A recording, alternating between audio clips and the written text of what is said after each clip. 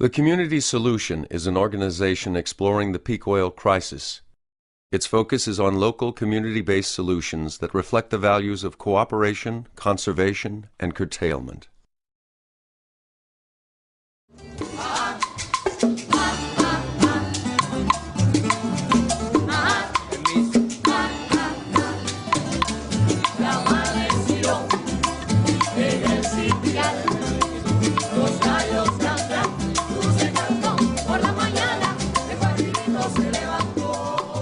The breakup of the Soviet Union in the early 1990s created a major economic crisis in Cuba known as the Special Period. So we have from 1989 to 1993 a free fall of the economy of 34% of GDP, gross domestic product. When I tell you free fall of the economy, trying to imagine an airplane suddenly lose their engines. It was really a crash. Cuba lost 80% of its export and import markets. Oil imports dropped by more than half. Buses stopped running, factories closed, electricity blackouts were common, and food was scarce. People almost starved. In reality, when this all began, it was a necessity. People had to start cultivating vegetables wherever they could. Over the next decade, Cuba took drastic steps to find solutions. It is the first country to face the crisis that we will all face. The peak oil crisis.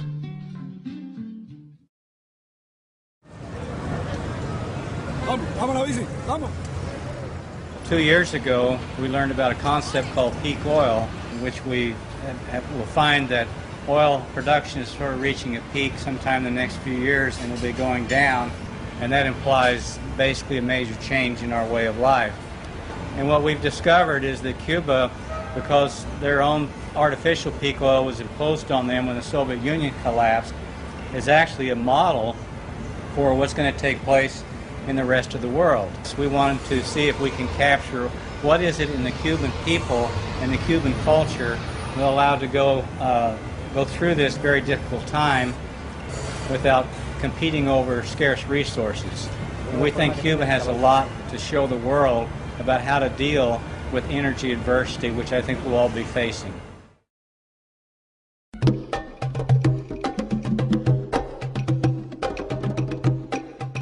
In 1949, oil geologist Dr. M. King Hubbert developed the theory of oil depletion, making the prediction that the fossil fuel era would be very short.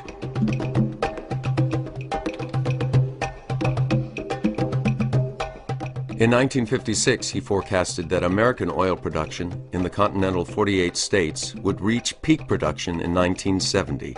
Production did peak that year, as he predicted. In 1974, Hubbert testified to a Senate subcommittee warning of the dangers of declining fossil fuels in an exponential growth culture. The U.S. oil peak in 1970, combined with a crisis in the Middle East, led to severe oil shortages and an economic crisis in the country.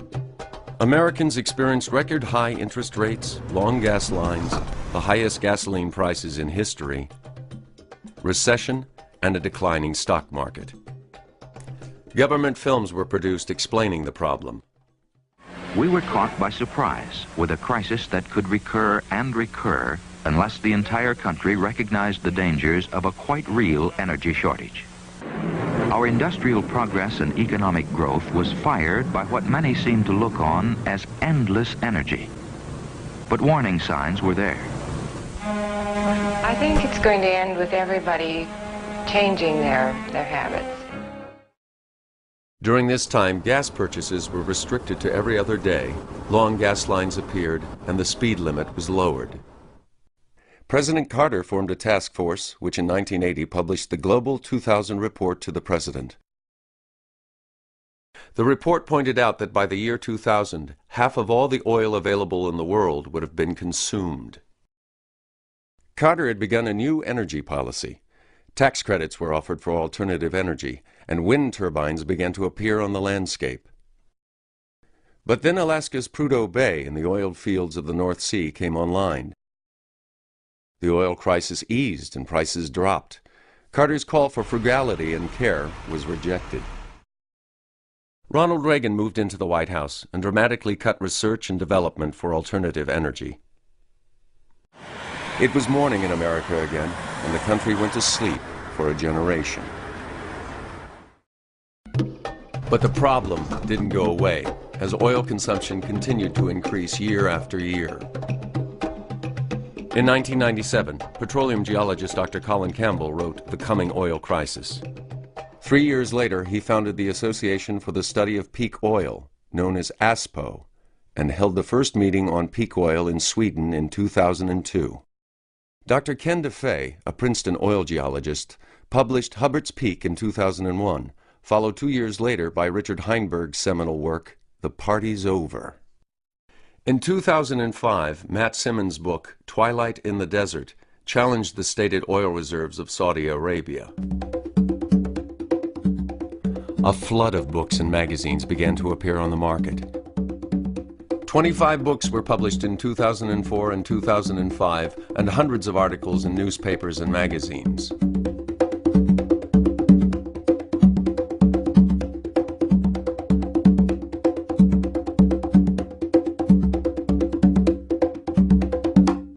The long sleep of the 80s and 90s is coming to an end, and with no more preparation than in 1970, global peak oil is arriving.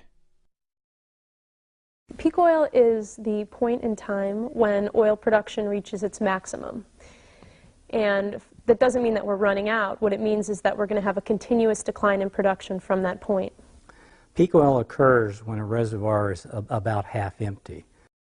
Reservoir pressure drops to the halfway point, and so less and less oil will be extracted each year. World oil production grew slowly until the 1950s, then accelerated until the late 1970s, dipped for a few years because of the Mideast crisis, and then began increasing again. In a few years, we'll hit the ultimate peak when half the world's oil will be gone. Oil production will begin to decline. At the same time, world oil demand will continue to grow, and world population is increasing along with it. What peaks is not total oil, it's the easy oil to produce. What's left is the less desirable oil that you couldn't get out in the first place very fast. It takes more energy to produce, and a far smaller quantity comes from each well. Oil is finite, natural gas is finite, coal, uranium, all these are finite fuels. So there's going to be a peak for all of these, and peak oil is just the beginning. The effect on our culture could be extreme. Our economy and our way of life are based on consuming oil and other fossil fuels. Each person in the U.S. consumes the yearly per capita equivalent of 10 barrels of oil for food, 9 barrels of oil for automobiles, and 7 barrels of oil for their homes. The major use of fossil fuels is for food production. What peak oil means is essentially a limited supply. World oil discovery peaked in the mid-1960s and has been declining ever since. Right now, we're consuming about 5 barrels of oil for every one that we discover. That is an unsustainable amount and can't be continued much longer. But at the same time, we have increasing demand throughout the world, especially in developing countries like China. Now, in 1993, China had 733,000 cars on the road, and by the start of 2004, they had 6 million cars. By the end of 2004, they had 8 million cars. They've convinced people that it's nice to drive. Well, the whole vision for these developing countries is that they're going to be like America someday, and that the people are going to be able to consume the way that Americans have consumed. But that's not going to be able to happen. And that's not even possible for America. Americans won't be able to consume like Americans today. Peak oil is unprecedented. We've never become dependent on fossil fuels before in human history, and we've never experienced a peak in fossil fuel production. So we're flying blind as a global community. And so we need examples. We need some sort of laboratory experiment where we can run this and see, you know, what's the best way to do it, what's not so good, and so on. And Cuba provides us with that because Cuba has already undergone a kind of energy famine.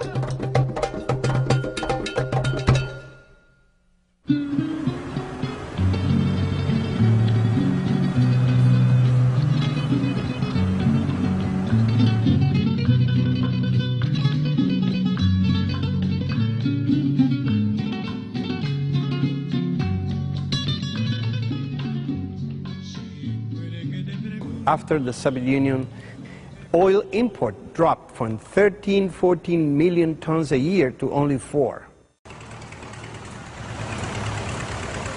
Cuba in the 80s had 90,000 Russian tractors, factories of pesticides, of chemical fertilizers we received from the Soviet Union. In 1990, everything changed. There was nothing.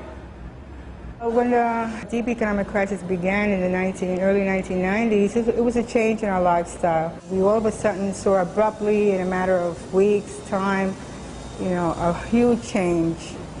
We saw symptoms of malnutrition in children under 5 years of age. We saw pregnant women with anemia. We had underweight babies at birth. The impact on food scarcity was disastrous. The average Cuban lost 20 pounds by 1994. We were desperate for everything. We don't care about first world quality standards on any commodity. We just need food. It doesn't matter what you bring, we will buy it. Without imported fuel oil, it was impossible for Cuba to generate the electricity it needed, resulting in blackouts throughout the country. Well, we had, at that time, power cuts that lasted for many, many hours, maybe up to 14, 16 hours a day. And this, in a climate such as ours, is very difficult because you do need the fridge so the spool won't spoil. You had to cook on a daily basis what you had to eat at that moment because you just couldn't put things away. And it was a very difficult moment. Power cuts were particularly hard in Cuba's large housing complexes. In a tropical climate, with its heat and humidity, it was difficult to be without the use of air conditioners and fans. Without elevators, people used the stairs. Water was carried up or hauled up the outside of the building using a pulley and rope. When taking a bus, people had to wait 3 to 4 hours. When the bus arrived at work, often there was no power. Even if there was power, sometimes there were no spare parts or raw materials. So even if they got to work and had electricity, there was nothing to do. After work, they'd have to wait another 3 to 4 hours for a bus, and often when the bus arrived, it was full and they'd have to wait for another one. The government imported 1.2 million bicycles from China and manufactured 500,000 more. We had to then learn how to use bicycles, and bicycles was distributed all around the country to try to get to our workplaces. Doctors went to the hospitals, on bikes, without any culture of using bikes. It was just political will, that was it. There's no other way. In 1992, the United States tightened its embargo on Cuba. Any ship that docked in a Cuban port was denied access to the U.S. for 6 months afterwards. Almost overnight, $750 million worth of food and medical supplies to Cuba were halted.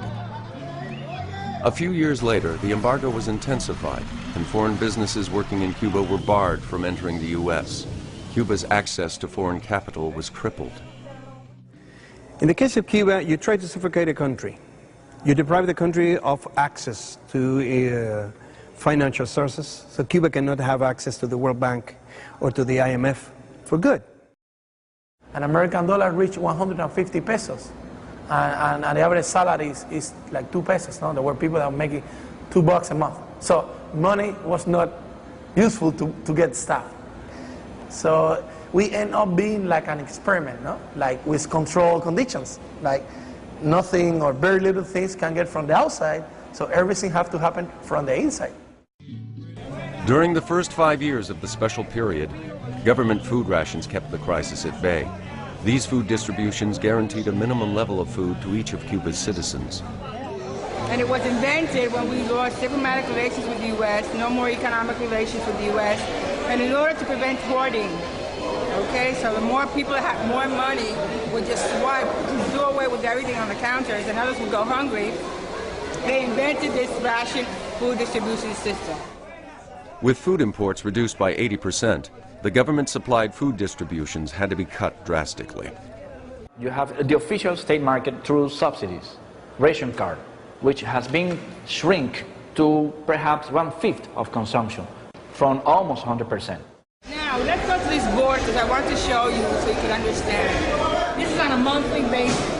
any one of the Cuban population has granted through this system 3 of 4 weeks of basic consumption according to United Nations minimum level of calories ingestion in a month.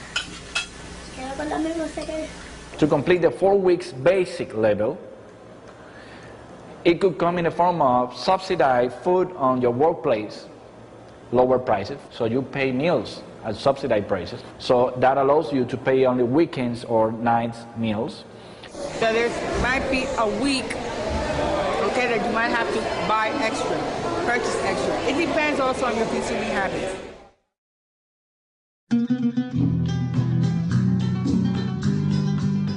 Every aspect of Cuban life was affected by the special period, but no change was as far-reaching as agriculture. Cuba had committed to the Green Revolution, a system which requires the massive use of fossil fuels in the form of natural gas-based fertilizers, oil-based pesticides, and diesel fuel for tractors and other farm machinery. The country's agriculture was more industrialized than any other Latin American country, and exceeded the U.S. in its use of fertilizer. The Cuban agricultural conventional Green Revolution system never was able to feed the people. It had high yields, but it was not oriented to the plantation agriculture, open economy. We export citrus, tobacco, sugarcane, and we import the basic things, 55% of the rice, more than 50% of the vegetable oil, of the oil and the lard that we consume. So the system, even in the good times, how people here remember, never fulfill the basic needs. Cuba's agriculture began to falter as one problem after another halted production. Fuel and parts for tractors were almost impossible to find. Seeds, tools, animal feed, and vaccines were scarce. Esto trajo como consecuencia que el de estar aquí era prácticamente una agricultura de supervivencia. Y los insumos que había de químicos ya no existían. Por ello que se dejó de la harina de trigo, los fertilizantes, los granos, el aceite. Fue un golpe muy fuerte. Y muchas personas pensaban que el proceso podía colapsar en 3 meses o 6 meses. Y realmente fue una etapa muy difícil para readaptar la economía a las nuevas condiciones. The lack of fuel drove us to have a very big shortage of food. So people, they end up squatting places in the city and growing food there.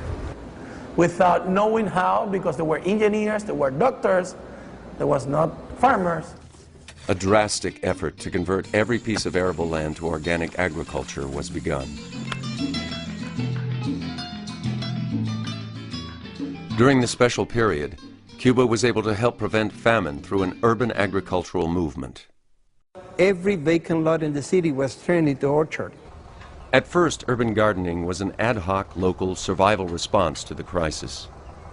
They needed food, they didn't know how, and they just did it, trial and error.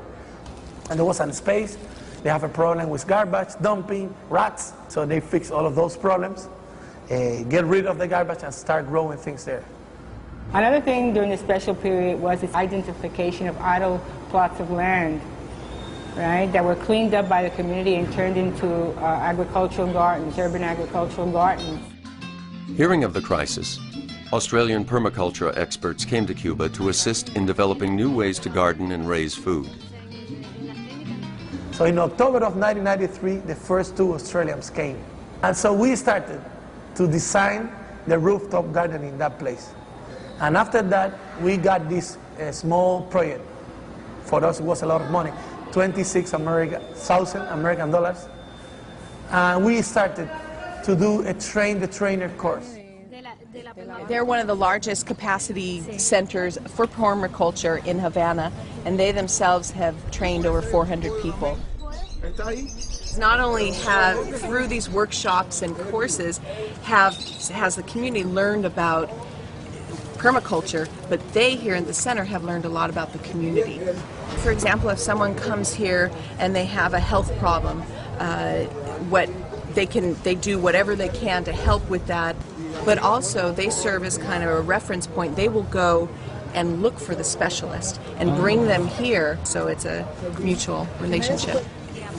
The people cooperating with and caring about each other are the main factors that we need to encourage. We can all plant fruit trees, we can all have water catchment devices on our roofs. It's not the technology, it's the human relationships. The neighbors are starting to see the possibilities of what they can do in their spaces, and they're starting to create natural gardens on their roofs and also in their patios. Cubans, who formerly lived on the equivalent of just $2 a month, found new ways to supplement their income. These grapevines have a lot of uses. It provides shade, so you have a little patio area. You also can make wine out of the grapes, and it's very good for the family economy, because if you do it well, you can get about 10 pesos for a bottle of wine. Cubans' view of agriculture has changed dramatically.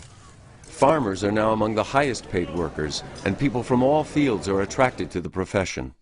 I'm a musician, mechanic, mechanics, automobile mechanics, diseñador de equipo electrónico, designer of the electronics, and nothing of this I am doing. Esto solo. Only this. Only animals. Just animals and these plants. So he's an urban farmer on top of his house. The farmers in Cuba are not the poorest people in the society. On the contrary, they have food, so they don't have to spend their money on food, and they sell food, so they make good living. No? So it is important to take that in account. That is another way to dignify the people that grow food. With a very low cost, we were producing food, and now we have more than 1,000 kiosks allocated in the city that provide you with fresh fruits and vegetables produced in the neighborhood. More than 50% of the total vegetable needs of the Havana's population, 2.2 million inhabitants, is supplied by the urban agriculture. In small cities and towns, urban gardens are even more productive, providing 80 to 100% of the fruits and vegetables they need. Urban agriculture supplies food locally, eliminating much of the need for transporting food over long distances. The country has 169 municipalities. So 5 kilometers around the municipal towns also are considered urban agriculture. So it's a national system that is employing more than 140,000 people, actually. It's creating jobs. It's a growing sector of the economy, and it is very important. And we're very proud to say that.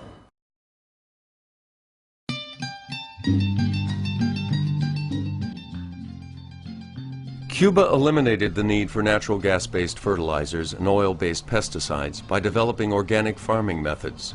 Fortunately, research centers had begun studying sustainable agriculture before the crisis. Because of this preparation, the transition to an approach to farming that didn't depend on fossil fuels was implemented nationally within just a few years. Without fossil fuels, more manual labor was needed, making smaller farms necessary and increasing the number of farmers. One of the challenges, the peak oil challenges, is to reclaim land from the large-scale conventional agriculture. Un suelo en formarse trata millones de años y en destruirse muy poco tiempo. Bueno, uno de los problemas que trae la tierra con químicos es la mineralización y la desaparición de la microflora y la microfauna, de la vida del suelo. The soil is a living being. And in the topsoil, in the first 3 inches of soil, is the key. You add chemicals, you damage all of that. So then the soils became almost like sand.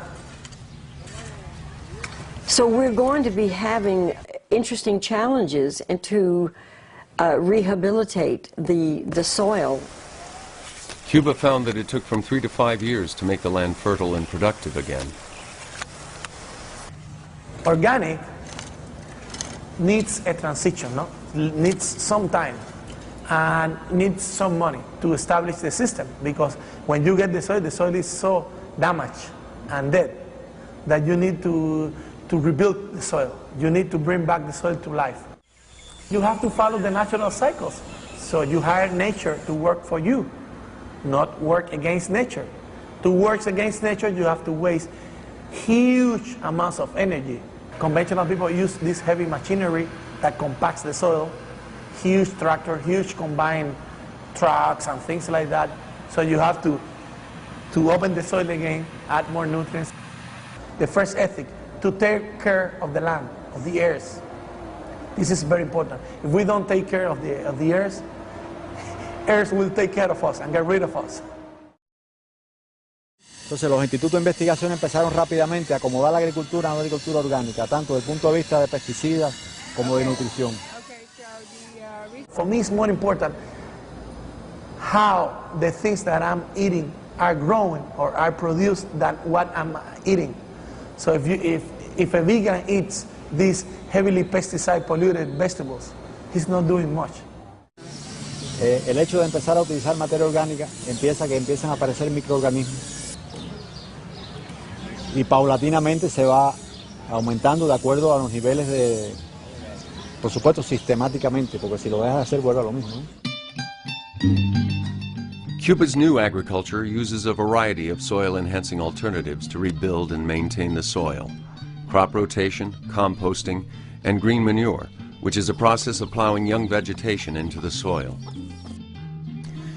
Many tons of organic compost are produced, using kitchen scraps, rice hulls, and other organic matter. Worm humus is made in long troughs, where worms are fed organic waste products. This makes a richer fertilizer than regular compost. Una tonelada de humo de lombriz equivale a 6 de materia orgánica. Today, 80% of Cuba's agricultural production is organic.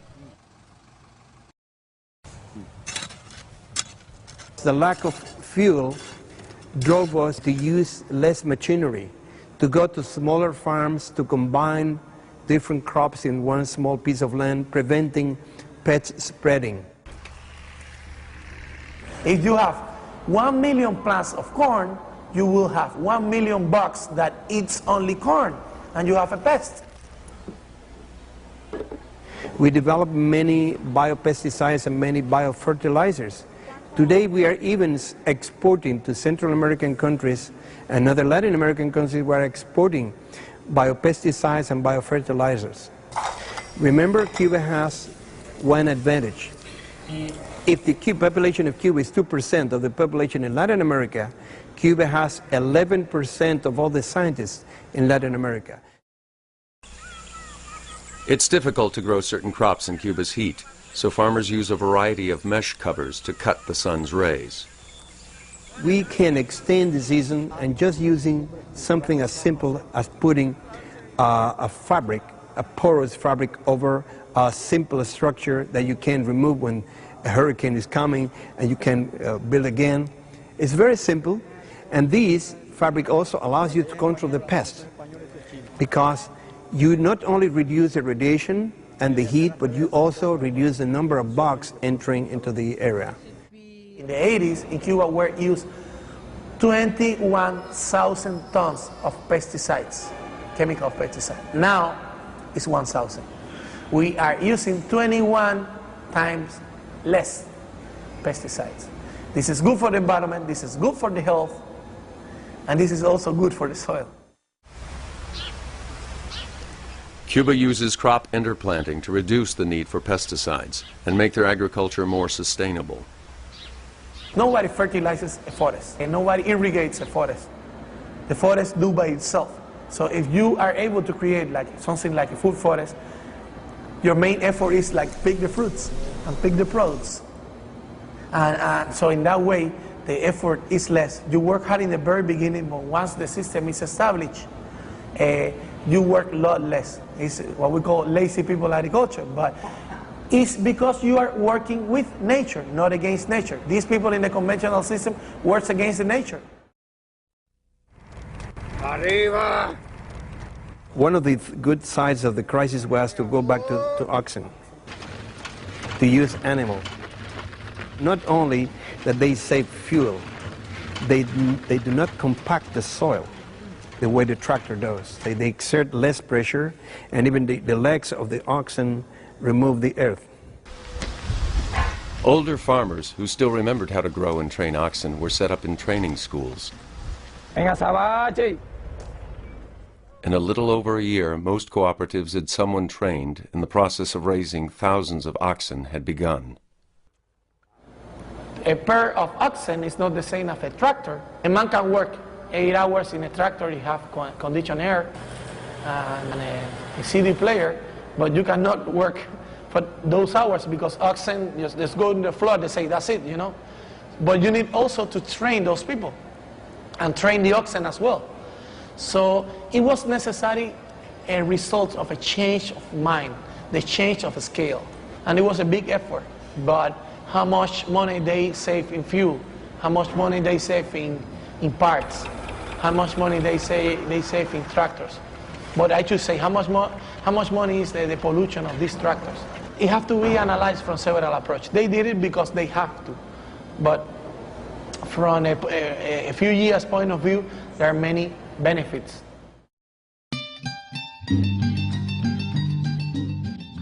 To increase food production, the government worked with farmers to find local solutions.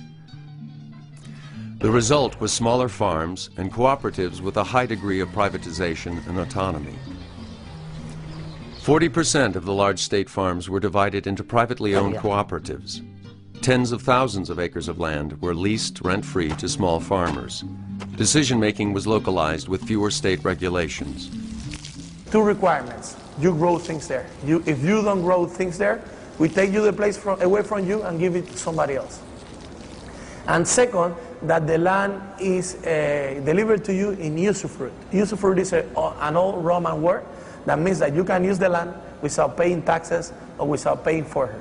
But if this land is needed for another purpose, it can be like you have to give it back to the government.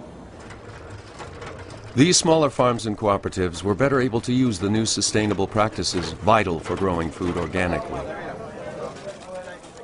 12 to 50% of the total arable land is in private hands in Cuba. So these are the private farmers. They are by far the highest production per acre and per person.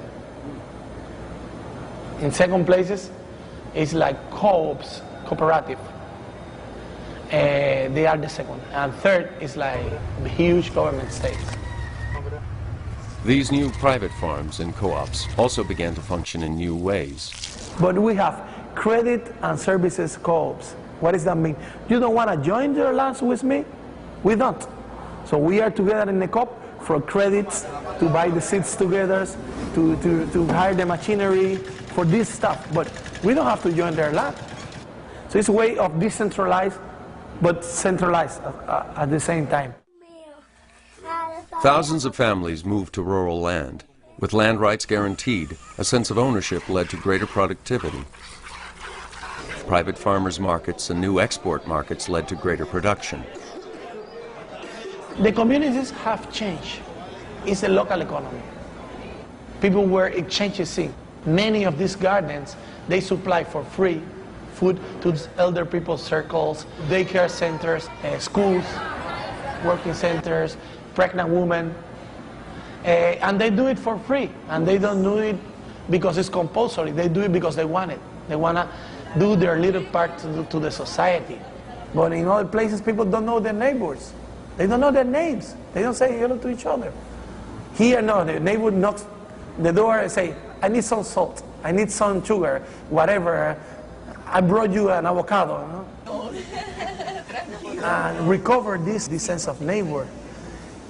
For me, it's not going backwards. Yo me hinché, wow.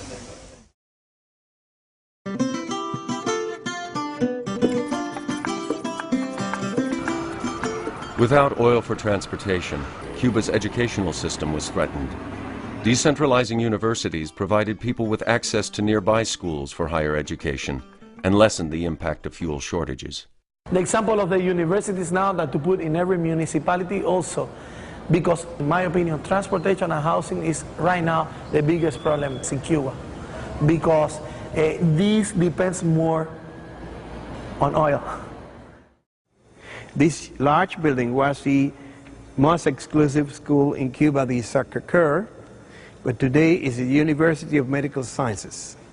For your information, Cuba had 3 universities, but today has about 50, 7 of them in Havana. Medical clinics and schools are available throughout Cuba. During the crisis, the Cuban government continued supplying its citizens with free health care and education. Very different from what happens worldwide when there's an economic crisis. The first thing they do is cut down on social services. This was not the case. Doctors, nurses, and social workers live within the neighborhoods where they work, part of the social fabric of the community. Cuba's free medical care helped them in the crisis. In spite of the hardships, they maintained a lifespan and infant mortality rate roughly equal to that in the U.S., even though the average Cuban consumes less than 1/8 the energy of the average American. Overall, the economic crisis improved Cubans' health. Increased walking and biking reduced diabetes and the number of heart attacks and strokes. The Cuban diet changed. Fat consumption was reduced, while more vegetables and a wider variety of vegetables were eaten. Before, Cubans didn't eat that much vegetables because they eat more tubers, for example, cassava, taro, potato, but rice and beans and pork meat was the basic diet, no? The national food or whatever. And they say that the rest of the things, with the exception of maybe tomato and lettuce and a little bit of cabbage, were weeds. So at some point, necessity teach them. And now they demand it, they look for it. Cuba actually trains more doctors than they need and sends them to developing countries around the world. They also exchange doctors and medical expertise with Venezuela in return for oil.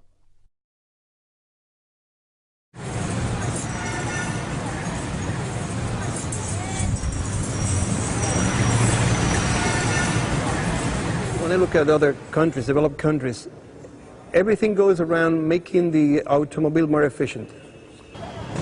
How much energy do you need to produce a car? You have to spend energy on producing a car, and later you have to find the fuel to make the car move. Now think about reducing the number of cars. During the worst of the crisis, there was very little fuel for cars. The freeway and country roads were almost empty. Cuba needed to develop a mass transit system overnight. With few resources, they had to be innovative. Old trucks were made into buses with canopies to keep off the rain and steps welded on the back. Another solution was the camel, a trailer pulled by a semi-tractor that can carry up to 300 people. In Havana and other provinces, carpooling and hitchhiking are common. Government cars are required to pick up anyone who needs a ride.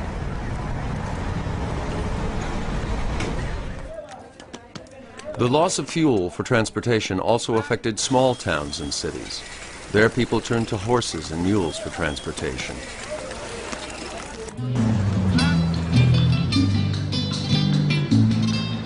During the first years of the special period, bicycles were a necessity. This was not easy for Cubans who had been used to cars and buses. It requires more consciousness and more awareness about the use of the bicycle, that the bicycle is not something that we have to use because we don't have fuel or we don't have buses in the city. The question is that the bicycle never contaminates, it's more healthy, and for short distances it's very practical. But if you have to move 20 kilometers a day back and forth, 40 kilometers a day in a Chinese bicycle, no gears, all steel, after 5 years you hate it. And that was what happened in Cuba. Like at some point when there are a little bit more camels and buses, people just quit because they were sick of it. One day people start thinking about the end of the car. There will be an era, a moment in the life. So one day the car appeared and one day the car will disappear. The car will be something that we will remember as a moment in the development of the mankind.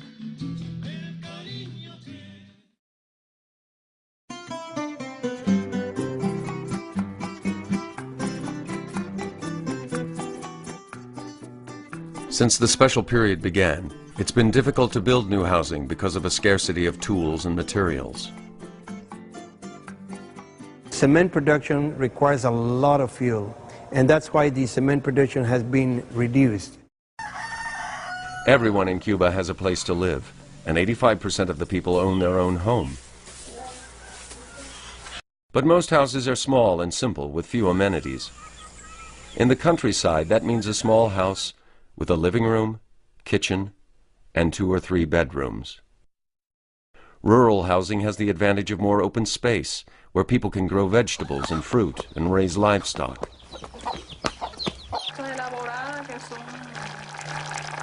Todo lo que vamos a almorzar ahora es de nuestro huerto, menos el arroz, los frijoles, el cerdo, las lechugas, todos nosotros lo sembramos y criamos en nuestro huerto. In Havana, if you don't live in one of the old single-family homes, it may mean living in a dilapidated building or with your relatives in a crowded apartment. Even so, the city is a place many people want to live. Havana already has the values that many urban planners and architects in the world would like to recover. Many people have come and said, you should preserve the city we want to recover. After the big sprawl, many people are looking back to the traditional city and looking the ways to live in the traditional city in a more human way. But living in a city without adequate transportation causes major difficulties. They have to come and go, they have to commute, and they have to spend time and looking for a transportation between the city and the neighborhood. To reduce the long commutes, new mixed-use developments include schools, places to work, and places for recreation within walking and biking distance of people's homes. Everybody must use the same space. So design provides a common space for everybody. This is a way to keep your community alive.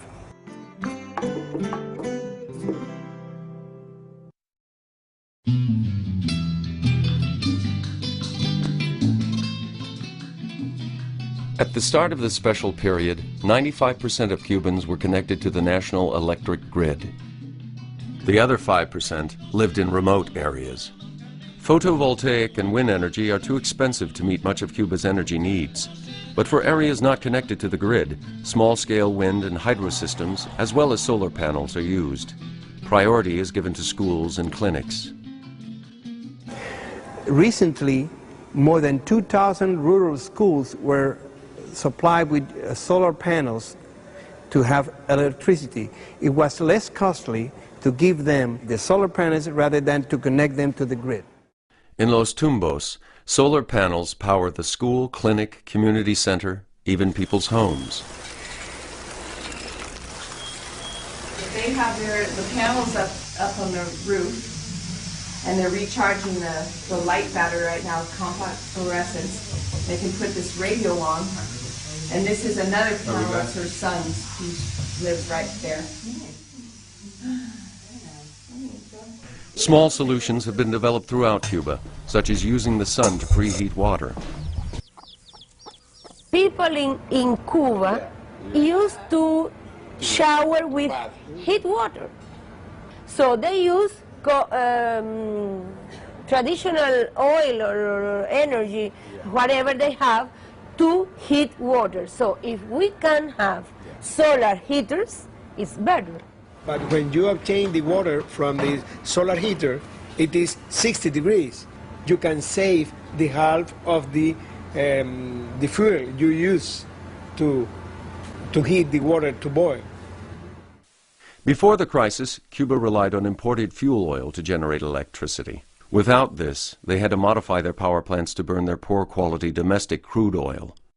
Our crude oil is very a bad thing for environment, but we had no choice. It's a matter of live or die. They also began using crop waste to generate electricity. Sugar mills have been turned in power plants because you mill the sugar and then you have the bagasse. You burn the fibers, you produce heat, and then you produce electricity. So you can turn a sugar mill during the season or after the season into an additional power plant.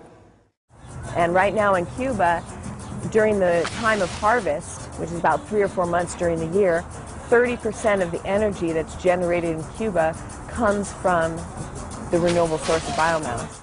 So this is what we call the energetic sovereignty. We do not depend on all imports to produce electricity.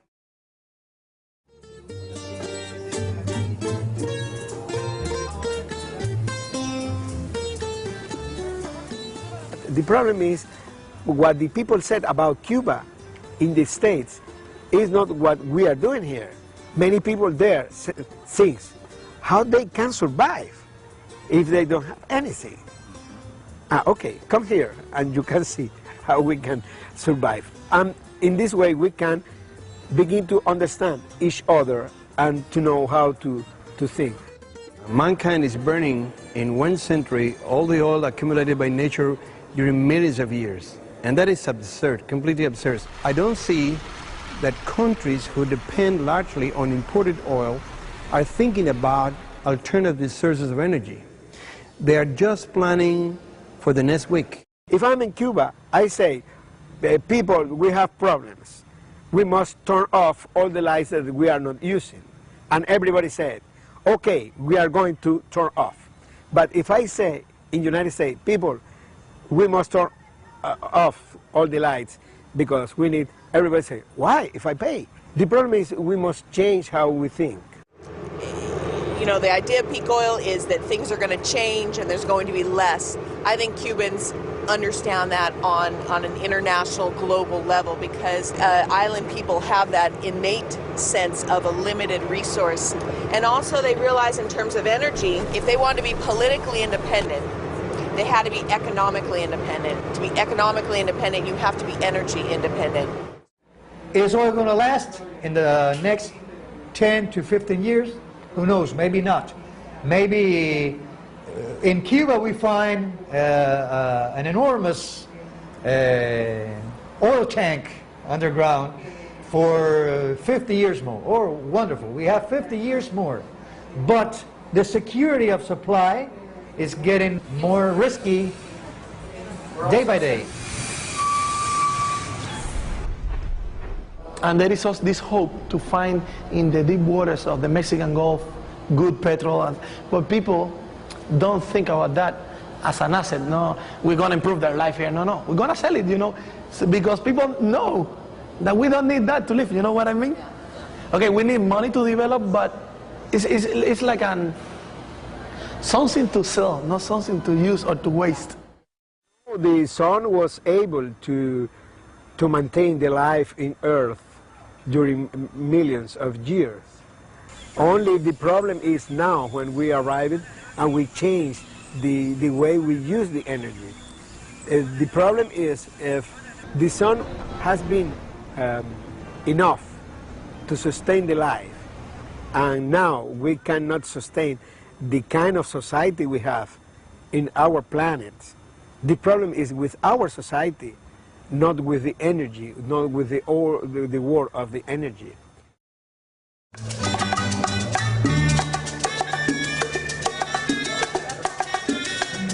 Quisiera darte mi niña un viaje a la luna, que todo aquello que anhelas pudiera ser.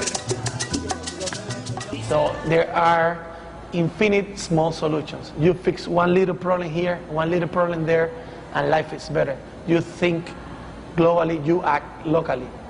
This is very important because otherwise you give the impression of people that this is United Nations, presidents, scientists, and they don't have to do anything, that they will fix the problem. But people have to start from scratch and start to do small things, baby steps. Crises or changes or problems can trigger many of these things, that these are sustainable, alternative, whatever it's called, but it's basically adapting. We are adapting to changes, and that's the success of the human beings.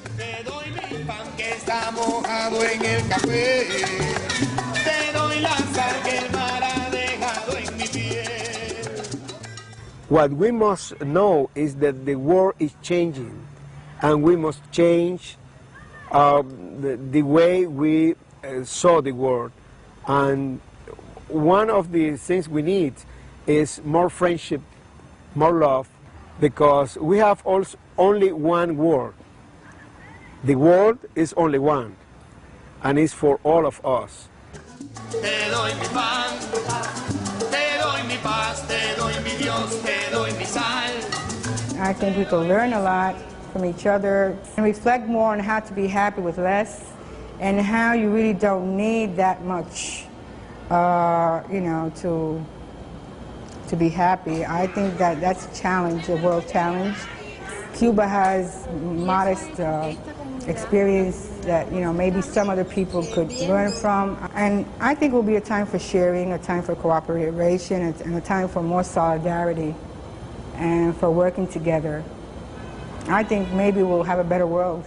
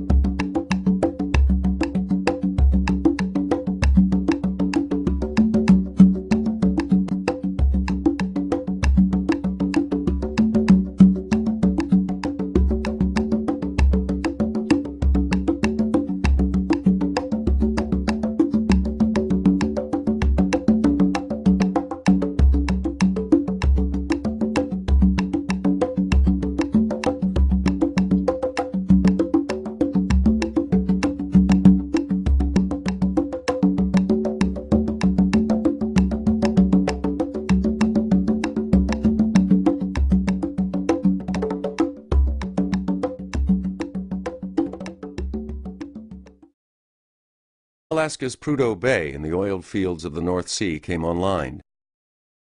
The oil crisis eased and prices dropped. Carter's call for frugality and care was rejected. Ronald Reagan moved into the White House and dramatically cut research and development for alternative energy. It was morning in America again, and the country went to sleep for a generation. But the problem didn't go away, as oil consumption continued to increase year after year.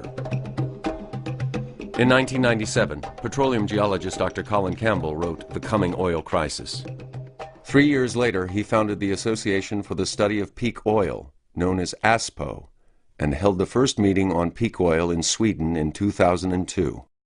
Dr. Ken DeFay, a Princeton oil geologist, published Hubbert's Peak in 2001, followed 2 years later by Richard Heinberg's seminal work, The Party's Over. In 2005, Matt Simmons' book, Twilight in the Desert, challenged the stated oil reserves of Saudi Arabia. A flood of books and magazines began to appear on the market. 25 books were published in 2004 and 2005, and hundreds of articles in newspapers and magazines.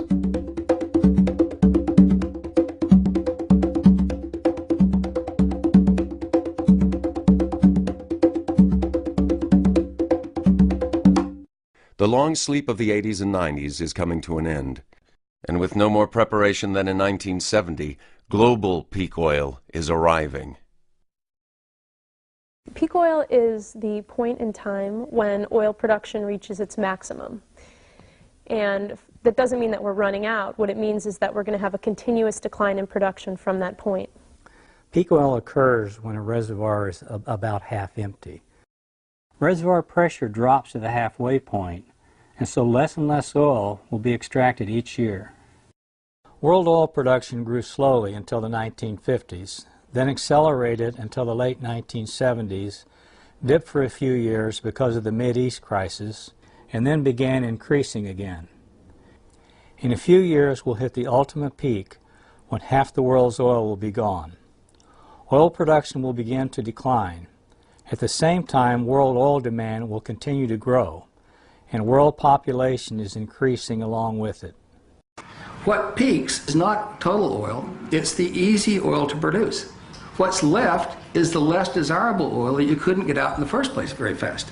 It takes more energy to produce, and a far smaller quantity comes from each well. Oil is finite, natural gas is finite, coal, uranium, all these are finite fuels. So there's going to be a peak for all of these, and peak oil is just the beginning. The effect on our culture could be extreme. Our economy and our way of life are based on consuming oil and other fossil fuels. It is the first country to face the crisis that we will all face, the peak oil crisis.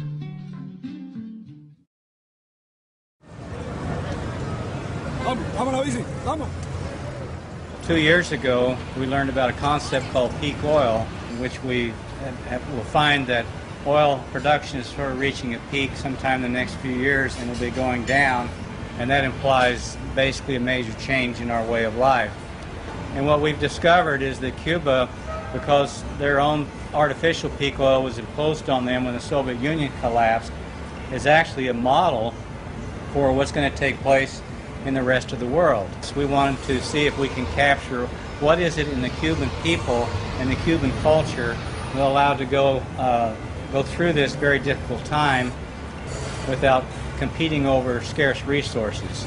And we think Cuba has a lot to show the world about how to deal with energy adversity, which I think we'll all be facing.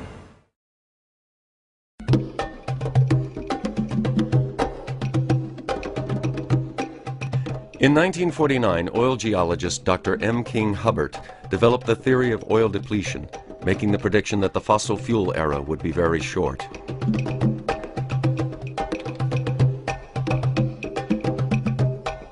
In 1956, he forecasted that American oil production in the continental 48 states would reach peak production in 1970. Production did peak that year, as he predicted. In 1974, Hubbert testified to a Senate subcommittee warning of the dangers of declining fossil fuels in an exponential growth culture. The U.S. oil peak in 1970, combined with a crisis in the Middle East, led to severe oil shortages and an economic crisis in the country. Americans experienced record high interest rates, long gas lines, the highest gasoline prices in history, recession, and a declining stock market. Government films were produced explaining the problem.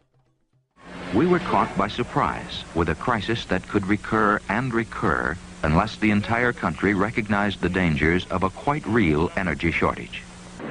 Our industrial progress and economic growth was fired by what many seemed to look on as endless energy. But warning signs were there. I think it's going to end with everybody changing their habits. During this time, gas purchases were restricted to every other day, long gas lines appeared, and the speed limit was lowered. President Carter formed a task force, which in 1980 published the Global 2000 report to the President. The report pointed out that by the year 2000, half of all the oil available in the world would have been consumed. Carter had begun a new energy policy. Tax credits were offered for alternative energy, and wind turbines began to appear on the landscape. But then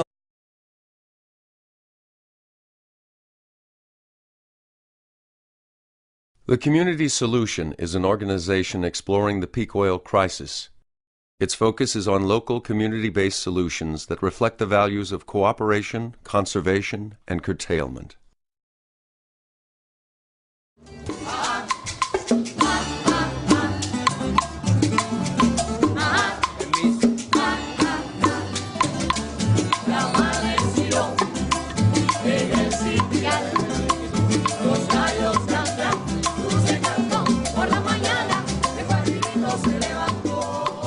The breakup of the Soviet Union in the early 1990s created a major economic crisis in Cuba known as the Special Period.